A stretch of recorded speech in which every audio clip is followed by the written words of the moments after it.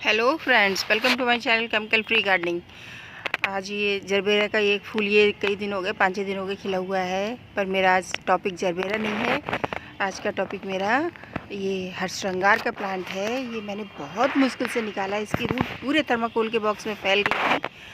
पहले को इसकी डोरमेंसी में चला गया था, मगर बहुत पूरी तरह से फैली हुई थी। और ये मैंने इसकी मिट्टी रेडी कर ली है। देखिए कितनी ढेर सारी खाद डाली है मैंने, और खूब अच्छे से दबा दबा के इस तरह से मैंने दबाई है। एक लेयर खाद की, एक लेयर मिट्टी की, फिर एक लेयर खाद की।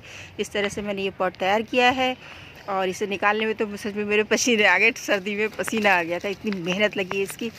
अच्छा खासा चल रहा था प्लांट, मगर क्या करूँ, मुझे थर्माकोल खाली करने हैं। ऑर्डर आया है मेरे घर के होम मिनिस्टर साहब का, तो अब ये लगाऊंगी मैं।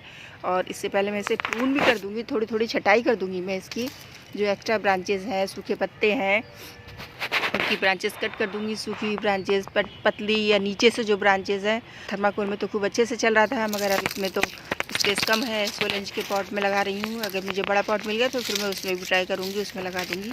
और फिलहाल मैं इसी में लगा रही हूँ। और ये सारे थर्माकोल के बॉक्स फेंकने पड़ेंगे मुझे, तो इसलिए मैं इन्हें लगा रही हूँ। ये खोद के ले आई हूँ। इसमें मैंने खूब ढेर सारी गोबर की खाद डाल दी है, ट्राइकोडर्मा भी डाला है, और अच्छी मिट्टी है। और इसकी अब मैं इस तरह से प्रून कर दूंगी सारी जितनी भी है। और ध्यान रखिएगा, प्रून करने से पहले आपके टूल्स को फंजीसाइड में या फिर सैनिटाइज़ कर लीजिए किसी सैनिटाइज़र। तो इस समय सभी के घर में है, तो सैनिटाइज़र भी कर सकते हैं सैनिटाइज से।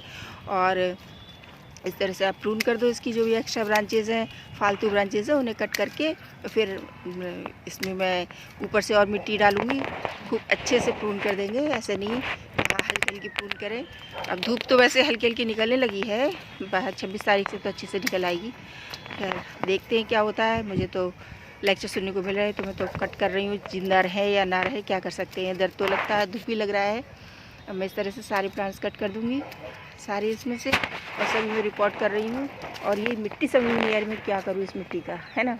इतनी ढेर सारी मिट्टी, एक एक पॉट में कम से कम 40-40 किलो, 50-50 किलो मिट्टी आती होगी। और ये इसमें पॉट में एक थर्माकोल के पॉट में ये दो भर जा रहे हैं। ये बहुत टेंशन हो रही है। मैं कल तो क्या करूँ, मैं कट्टों में भरूँगी थोड़ी सी मिट्टी, और इसे ठीक सेंटर में। अब ये इसमें उलझ रहा है गुलाब में ये गुलाब भी मुझे रिपोर्ट करना पड़ेगा। तो ये थोड़ा सा ऊंचा हो रहा है, तो इसकी मिट्टी को मैं थोड़ा कम कर दूंगी और दबा दूंगी और प्रेशर कर दे के, जिससे कि स्पेस हो जाए इसे रखने के लिए। और थोड़ी सी मिट्टी ये बैठेगी भी, क्योंकि थोड़ा सा मैंने गार्डन वेस्ट भी डाला है इसमें, तो थोड़ी सी ये बैठेगी भी। तो इस तरह देखो कितनी अभी कितनी दबाव में हो गई, कम से कम 2 इंच नीचे हो गई। और ऐसे ही और भी बैठेगी, तो इसे मैं फिर बाद में पुश करके और फिर से इसमें मिट्टी और डाल दूँगी। तो इस तरह से सेंटर में रख के और फिर मैं इसमें लगा दूँगी।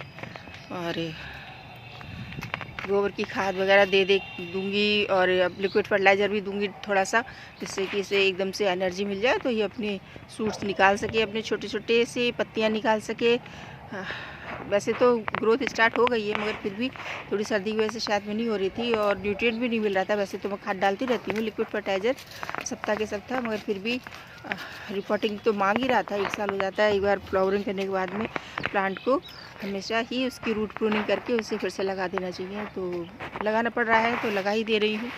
और उसके बाद में वैसे 2-3 दिन शेड में रखूँगी। इसे छाया में, मेरी छत पे जगह तो है नहीं छाया वाली, मगर फिर भी ऐसी जगह प्लेस करूँगी जहाँ मैं चादर वगैरह डाल के इसे शेड प्रोवाइड कर सकूँ। इस तरह से रखूँगी। और ये देखो मेरे गार्डन की सॉइल में कितने केचुए हैं, दिख रहे हैं ना आपको, रेड और रेड बर्ब है, और बहुत बड़े बड़े हैं, मोटे मोटे बड़े बड़े मैच्योर हैं।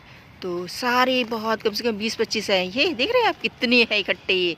तो मेरी ये मिट्टी बहुत पोरस है, बहुत अच्छी है, बहुत उपजाऊ मिट्टी है ये। और ये इसी की मिट्टी है, तभी तो ये आराम से पैर फैला के घूम रहा था। उसमें पूरे पॉट में इसकी जड़ें घूम रही थी, टहल रहा था। बहुत मुझे इतनी ताकत लगानी पड़ी इसे निकालने में, बहुत ज़्यादा, बहुत मुश्किल से आकर मुझे इसकी रूट कट करनी पड़ी, तो ये निकल के आया है। और ये इस तरह से ये खूब अच्छे से दबा लेंगे, और कुछ तो पानी पड़ेगा तो अपने आप ही बैठ जाएगी। इसका सेंटर ज़रूरी है, वरना आड़ा तिरछा रहेगा तो अच्छा भी नहीं लगेगा। और इसमें मिट्टी भर भर के, और ये ध्यान रखिए बिल्कुल एयर गैप ना रहे। पानी डालने के बाद में आप फिर से इस पर पानी डालने के बाद फिर से मिट्टी थोड़ी सी डाल दीजिए, जिससे कि मिट्टी तो बैठेगी पानी भरने के बाद में। और मैं आपको इसकी कटिंग भी बता देती हूँ चलते चलते अभी। हम 6 से 8 इंच तक की कटिंग लेंगे हम।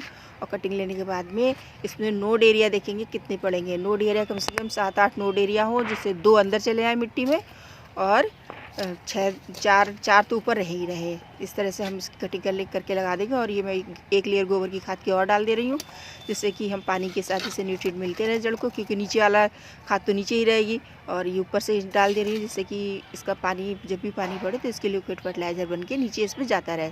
अच्छे से दबा देंगे और दबाने के बाद में इसमें पानी तो डालेंगे ही डालेंगे। इसमें मिट्टी से कवर करना ज़रूरी होता है। मिट्टी से कवर नहीं करेंगे तो ये धूप लग के इसमें जितने भी माइक्रो न्यूट्रिएंट है वो सब मर जाएंगे और बेकार हो जाएगी खाद। तो इसके ऊपर से मिट्टी डालना ज़रूरी है। और मेरे धान की भूसी से ख़त्म हो गई, क्योंकि मैंने कई प्लांट रिपोर्ट किए हैं, तो धान की भूसी ख़त्म हो गई। तो मैं धान की भूसी ला के इसके ऊपर से एक लेयर लगा दूँगी, जिससे कि ठंड का असर ज़्यादा ना हो इसकी रूट को, है ना। तो ये बहुत ज़रूरी है। तो इस तरह से मैं ये कवर कर दे रही हूँ पूरी तरह से। और सभी में मेरे केचू बहुत निकल रहा है, मुझे डर भी लग रहा है। ये देखिए, ये भी केचुए हैं, बहुत ज़्यादा केचुए निकल रहे हैं इसमें। काँप रही हूँ डर की वजह से, मुझे केचू बहुत लगता है। मैं इसलिए पुश भी नहीं कर रही हूँ, पानी में डालूँगी तो अपने आप चले जाएंगे नीचे, मिट्टी भी बैठ जाएगी अपने आप।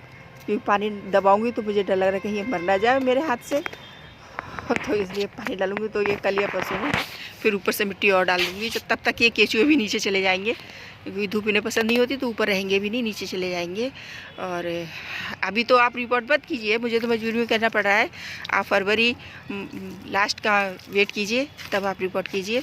वैसे मौसम, अगर आप यूपी में रह रहे हैं, इस एरिया में रह रहे हैं, तो आप अभी कर सकते हो। आपके टेम्परेचर सही है। तो मेरे यहाँ तो टेम्परेचर थोड़ा ठंडा ही हो रहा है अभी। अब ठंड लगने लगी छत पे, शाम का टाइम हो गया, तो मैं भगने की सोच रही हूँ नीचे फटाफट। और इसमें हम पानी डालेंगे।